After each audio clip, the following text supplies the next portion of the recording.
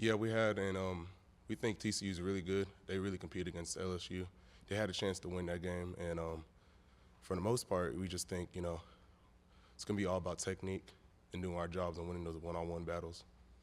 What do you think of Boykin? Boykin, he's an athlete. Last year we played him with a broken ankle or whatever, and this year, he's full health and he's a real athlete and has tons of athletes around him. And the only thing that's new is really the O-line, but they're good too. So we really got to be on our, our stuff today or this week. Did you talk about their ground game between Boykin and Catalan and Carter? Well, Carter's really good, and Boykin, nowadays you see the quarterbacks. That's the X factor. Johnny Manziel. Defenses, you can get good coverage, you can get good pressure, but if you leave a seam out, which you don't know where that seam is, that's the X factor. You don't know where the quarterback's going to go, depending on how athletic he is. Playing Boykin last year, were y'all able to take anything from that game, or since it's so new this year, you just kind of start from scratch? Well, one thing about football is that every week you're a new football player. And, last year, like I said, he had an ankle. And this year, he's perfectly healthy. So we can't really base off what he did last year because, last year he might have thought, I'm going to stay in the pocket more this game. This year he might be thinking the exact opposite. So we really just need to make sure, come in with our game plan and execute it and just run to the ball like LSU did. They just ran to the ball on film. And I really like that. I respect that. And I think that's why, they won that game and did well on defense. What stands out to you about that game last year in Fort Worth? Well, first of all, I really like the atmosphere at TCU. It was a good, you can feel the rivalry over there, and you can feel that, TCU really wanted to beat us, and we really wanted to beat them, and it was a great game. And the main thing I liked about it is that, I was on the sideline that game, most of the game, just to play special teams. The main thing I liked about it is that, we came out there and, we just did our job. They're going to get points because they have athletes, but we, the brand don't break. That's our motto. What's the key to containing Boykin? The key, I think the key for if you just think about players in general, you got to get in their head somehow. If he's going to run the ball, if he's going to do what he's going to do, we have to just make sure we're always in his face, always there. If he gets 5 yards, he's going to earn the 5 yards, and whatever he does in the air, he's going to earn it. And as long as you keep on being repetitive and being in the face, I think we can do a good job of containing him. Have you started to see your style of play and how hard and how fast you play? Has that become infectious, do you think, with your teammates? I'm pretty sure they noticed it, and the main thing with that is I don't do it for the glory, the fame, or anything like that. But I'll compare it to my high school days. My senior year, we were undefeated district champs, and it's because once I make a tackle, I get excited. And then, I run to the ball, and I didn't even make a tackle, but I get excited too, and everyone's just getting excited. And it's a rave out there, Football is entertainment. We're out here to entertain the fans, the media. So might as well have fun because, we'll have 4 or 5 years, and we're out of here. So we're, do it for the glory to God and just, be all out, go all out. And hopefully the defense will be, we'll do that every play, and we'll be having fun, How important is it to shut them down early to send that message and get in their heads? TCU, like I said, they got great athletes, and it's very important that when you come out there and we're solid, we're a solid defense. So not to let them have a chance or think they they could win the game easily. So when we get out there, I know the first thing is just run to the ball. LSU, all SEC defenses, they run to the ball. I think that's what separates them from everyone else. And we just got to have that same mentality, run to the ball, punish the ball carrier at all costs. Can you talk about you guys flying around and swarming the ball carrier and things of that nature and stripping the ball and stuff like that? What's the difference between last year in that stretch where we 5 or 6 games and we couldn't get a turnover, but this year under Wallerstadt and the things that you were doing differently as opposed to maybe what you guys were doing last year? It really does start with your general, Coach Wally. He comes in here, he says don't panic. That's the number one thing with him. Don't panic. As a defense, you should never panic. And we're the leaders out there. Offense, they're there, but that 300 movie. If you see all those guys in front, those are like defensive players to me, because we're the people who hold it down. And one thing that Coach Wally reiterates on is just running to the ball and going full speed, because this year we have depth. That's what I think we have. So go out there 5 plays, get out 5 plays. get back in full speed, and, that'll affect the offenses. You see him in practice, and you've seen him on the sideline, but what do you think of Baker's mobility? Baker, of course, I don't think he's much of an athlete. Just kidding. But, his mobility, it's smart.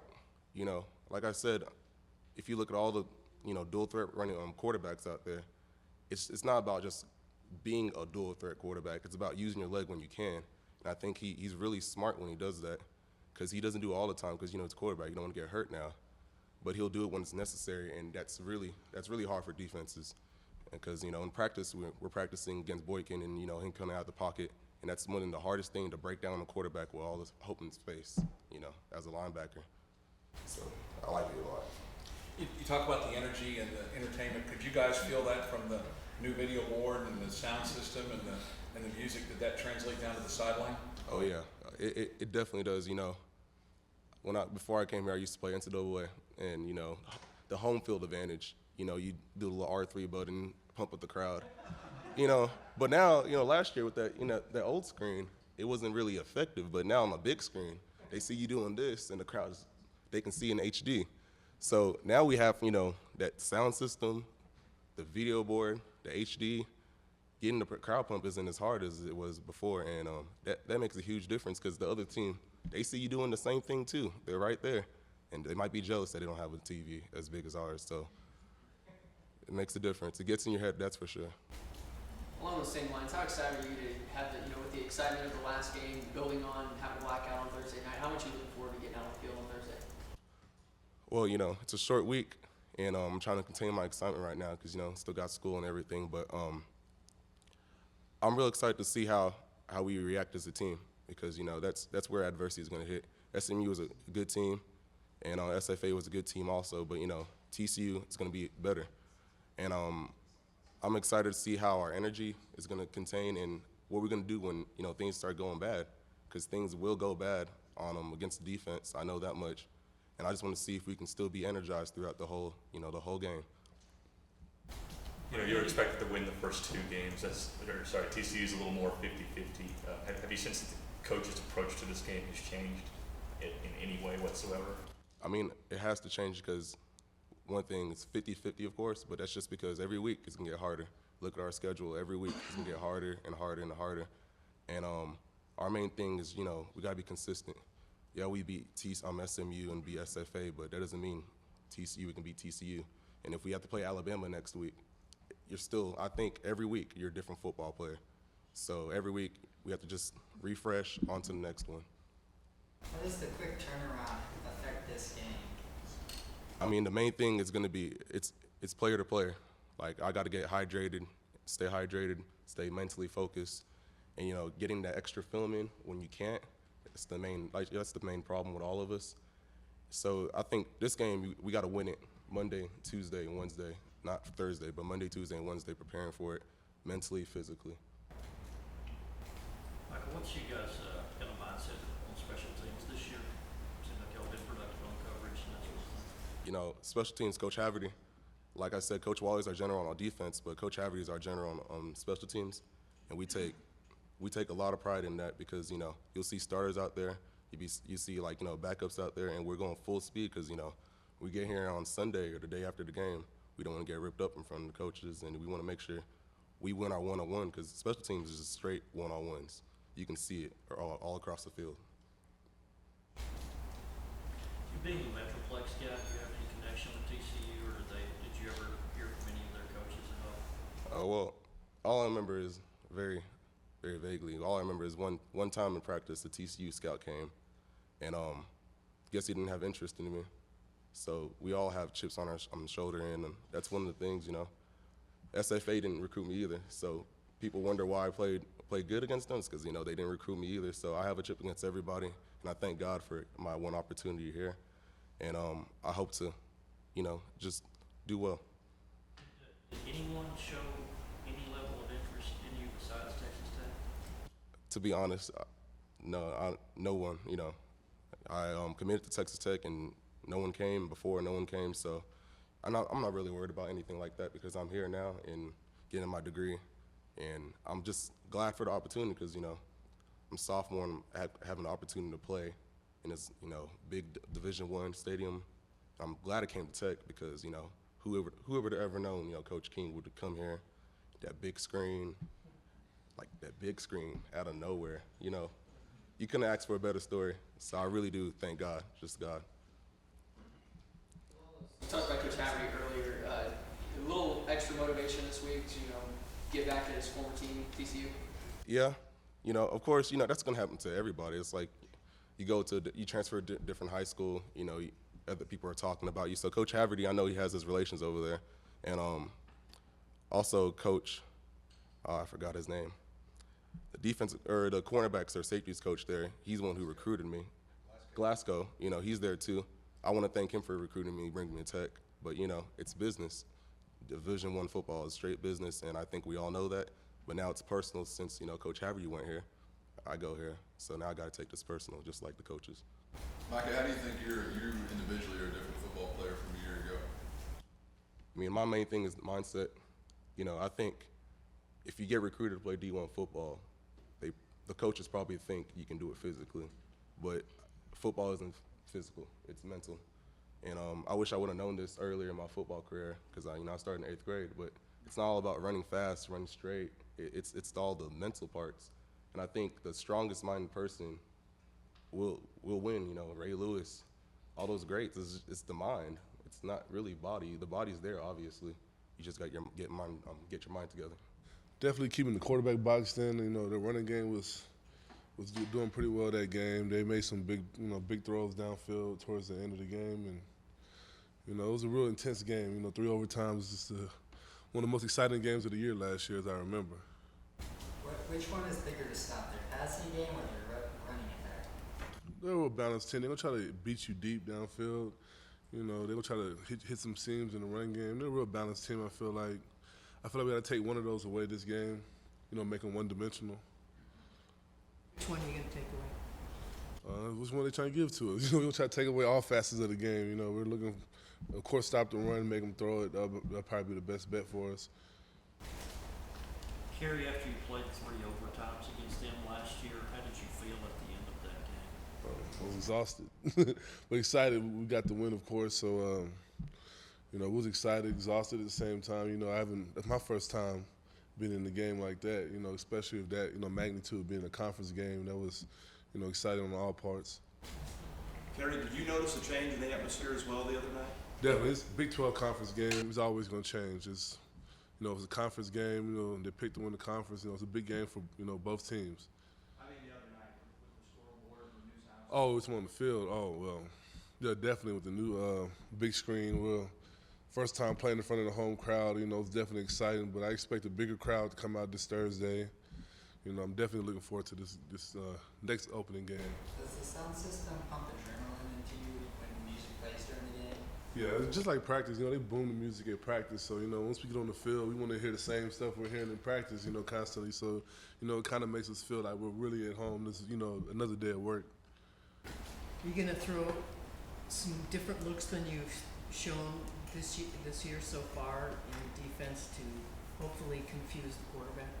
Well, we're gonna play Tech football. We're gonna run our defense to what whatever Coach Wiley feels is the best thing for us. We're gonna try to confuse the quarterback, try to get after him.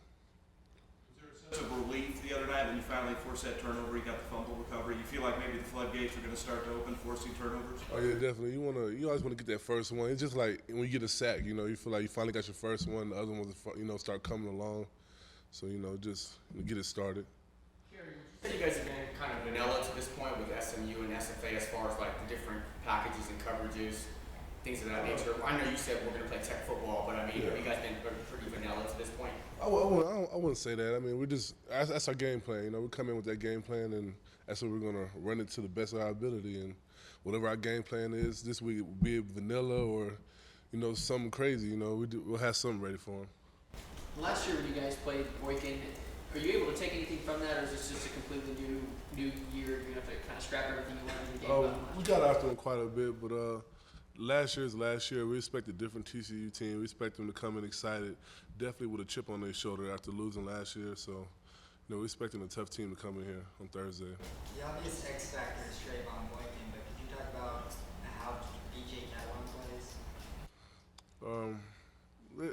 they're good guys, man. They got talent all over the field. I like to say, they especially in the skill position, they got some real explosive guys that can really turn the game. So we just want to put a hat on everyone and really run to the ball.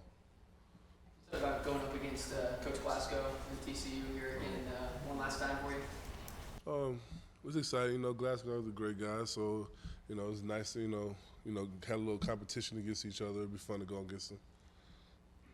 Kerry, do you feel like this is a rivalry game? Rivalry game?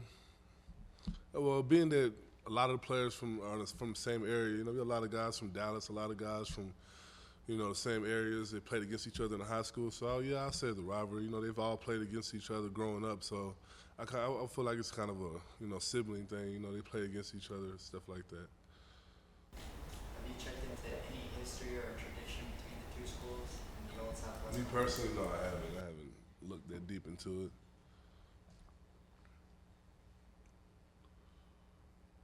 Kerry, how do you, particularly being a senior and everything, do you have any message for the guys with this being a short week, how to adjust your preparation? You just gotta be focused and you gotta put in the work. Guys think you need to really take some time off and get your legs back, but the thing is, you really gotta get your work in. Those guys at TCU, I'm sure they're getting ready too, but you really gotta be mentally focused and really get your mind right for this game because it's usually 2 days earlier than usual. So you really gotta get in the cold tub and really get your body right for this game. Kerry, what crosses your mind when you think about Micah Awe? What does he do for you guys? Man, he's excited, man. He's a young guy, and he's excited to play. And I love him because he's just, no matter which day, practice, 2 a day, long day, he's bringing excitement every day, and that's what I love about him.